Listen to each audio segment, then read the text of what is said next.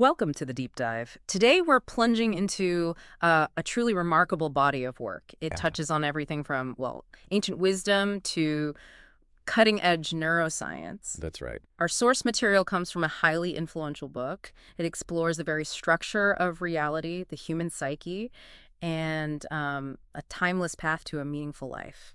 And what's so compelling about these texts, I think, is how they seamlessly weave together such diverse fields. You've got psychology, mythology, biology, philosophy. All in one place. Exactly. Yeah. Offering these really profound insights into universal human experiences.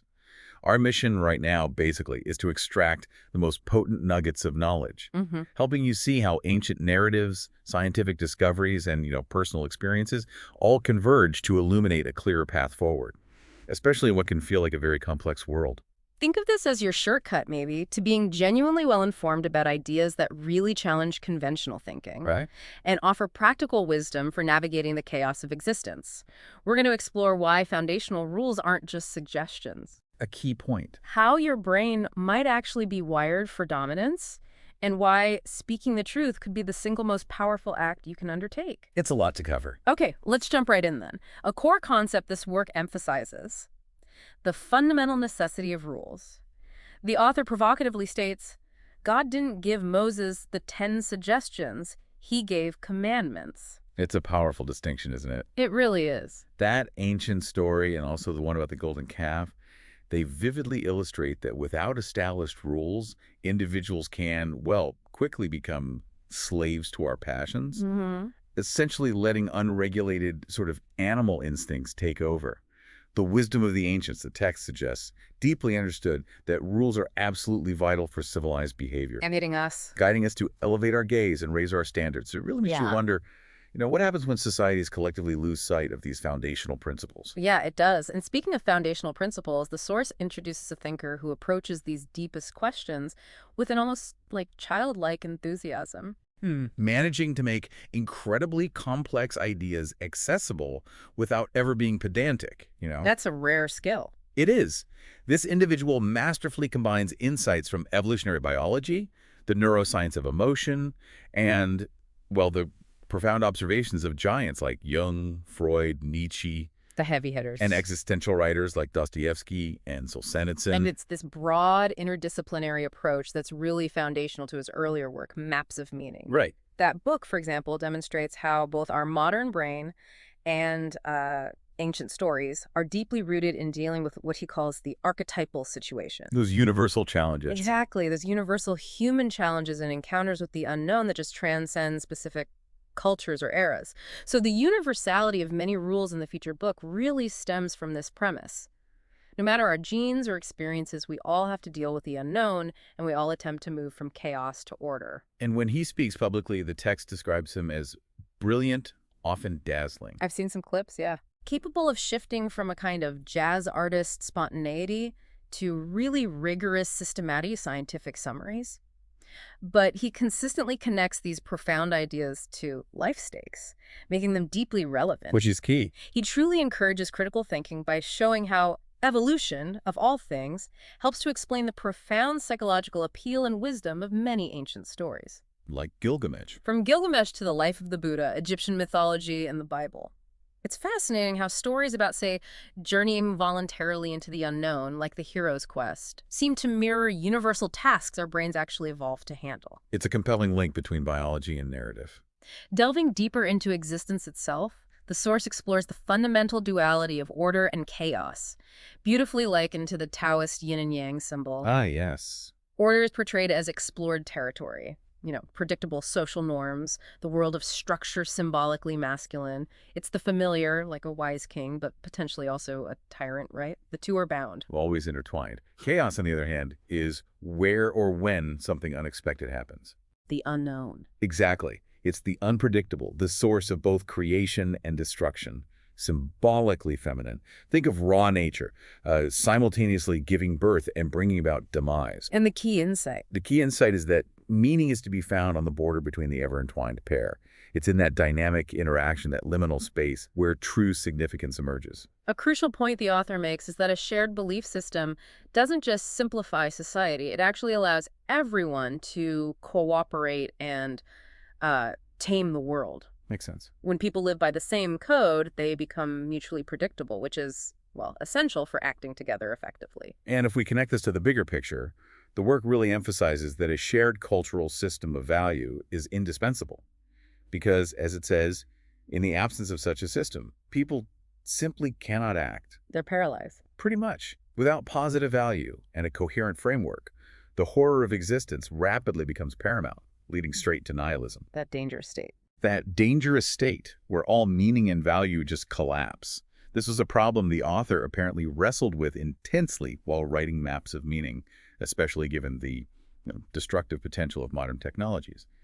Interestingly, the brain itself, at a sort of gross morphological level, appears to reflect this very duality between novelty and routinization, chaos and order. Wow. Speaking of profound insights, it's fascinating how this work even came about. The core concept for the featured book actually originated from a simple Quora answer. Really? Quora? Yeah, to the question, what are the most valuable things everyone should know? That answer just gained unexpected popularity, viewed by 120,000 people, upvoted 2,300 times. Incredible. Readers were apparently quite taken, calling it simply phenomenal. Well, that kind of viral success certainly suggests it struck maybe the right balance between the familiar and the unfamiliar, or perhaps just the inherent human appeal of structure. Could be. This work also deeply criticizes happiness as the ultimate goal for life. Right, that comes up a lot. Drawing on figures like Alexander Solzhenitsyn, who pointed out that in times of crisis, the inevitable suffering that life entails can rapidly make a mockery of the idea that happiness is the proper pursuit of the individual. Instead, the source proposes that a deeper meaning was required, one found in developing character in the face of suffering, rather than just the fleeting pursuit of happiness. The book shares a really profound personal realization from the author, illustrated by this striking dream he had Oh, yeah. of being suspended in midair, clinging to a chandelier in a massive cathedral. Vivid. Very.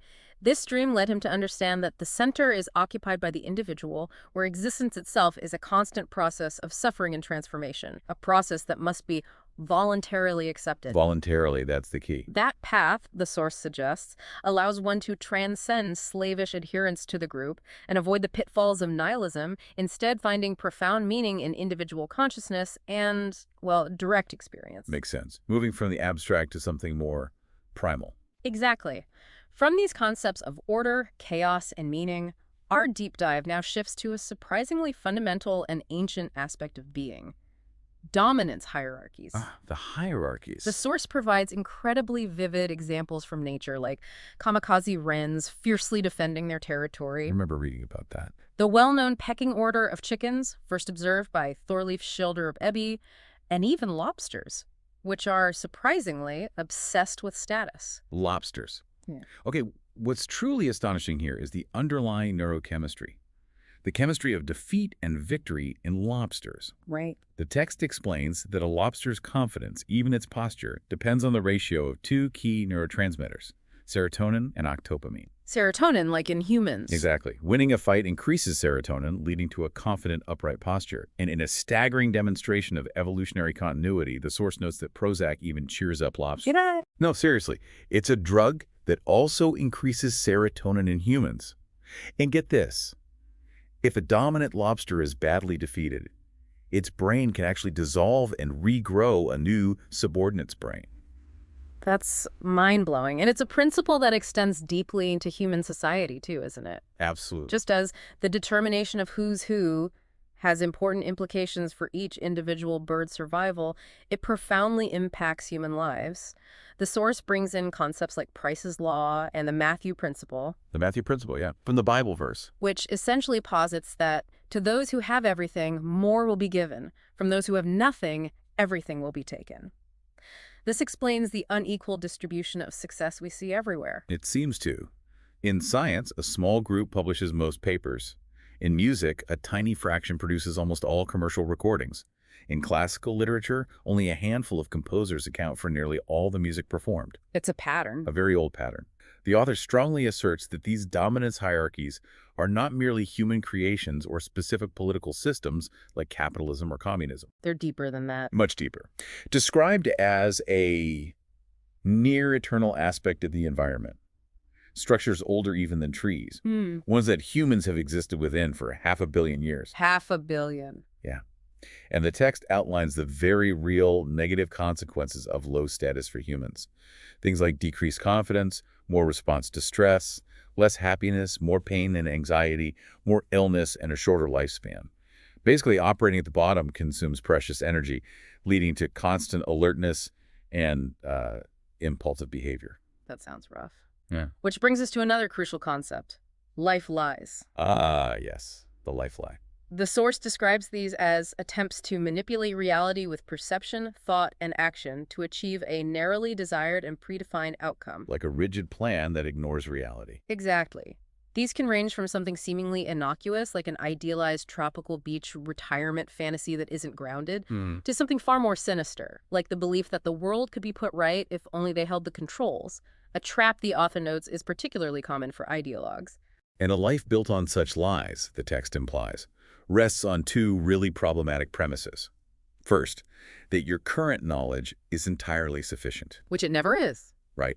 And second, that reality itself is simply unbearable without this manipulation. This is where arrogance and certainty can lead to a truly sinister form. How so? Well, it describes how hiding from oneself and others suppresses potentialities of the unrealized self. Because if you don't reveal yourself truly to others, you can't genuinely reveal yourself to yourself, Makes sense. The book warns that such suppressed problems accumulate like deadwood, like in a forest that needs a fire. Eventually, they become catastrophic, capable of destroying everything. So what's the way out? The antidote offered is incredibly profound. Tell the truth, or at least don't lie.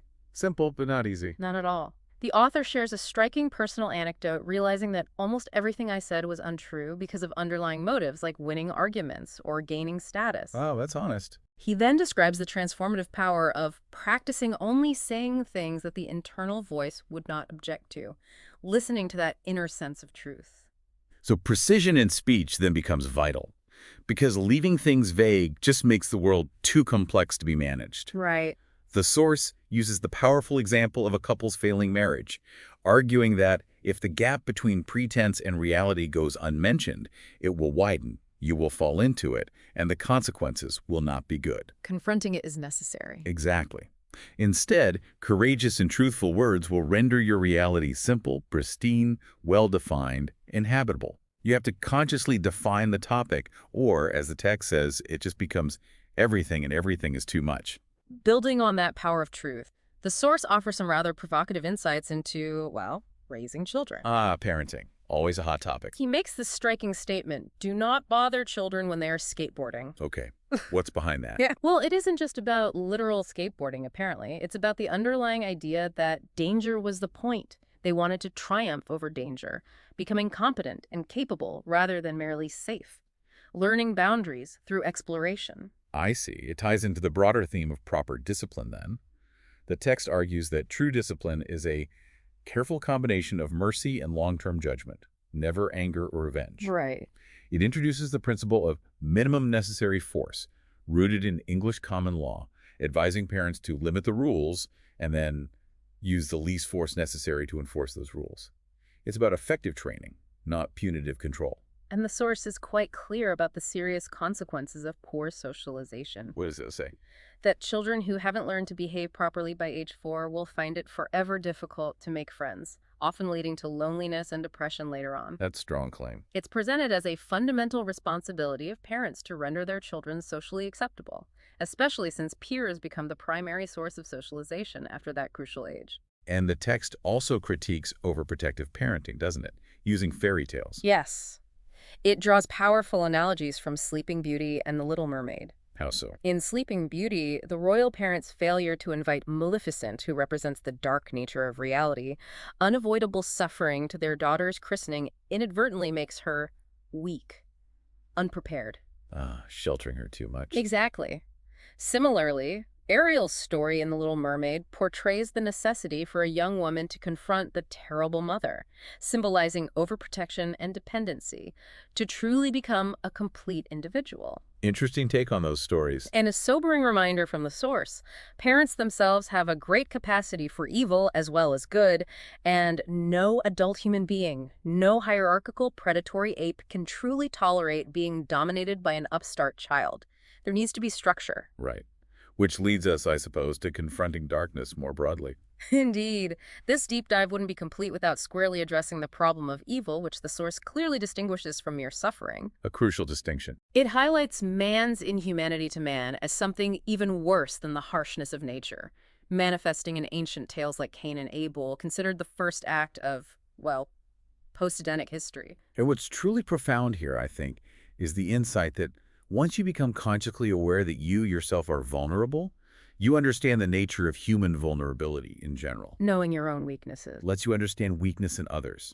This includes intimately understanding your own pain, fear, resentment, bitterness, which then, chillingly, reveals how to inflict it on others. That's dark. It is. The text warns that any begrudging sacrifice half-heartedly undertaken leads directly to angry resentment and a descent into bitterness and the desire for revenge, a downward spiral with hell as its ultimate destination, metaphorically speaking. The author doesn't shy away from these difficult topics. He unflinchingly confronts the age-old philosophical question: why would a good God allow suffering? The problem of theodicy. Right. Relating Dostoevsky's Ivan Karamazov's challenge regarding the torture of an innocent child, he also shares his own family's incredibly painful experience with his daughter Mikhaila's severe juvenile rheumatoid arthritis. Oh, I remember reading about that. Very difficult. Using it as a stark illustration of life's inherent fragility. And this personal experience leads to a crucial understanding, doesn't it? That what can be truly loved about a person is inseparable from their limitations. Limitations are key. Apparently so. The text uses the example of Superman.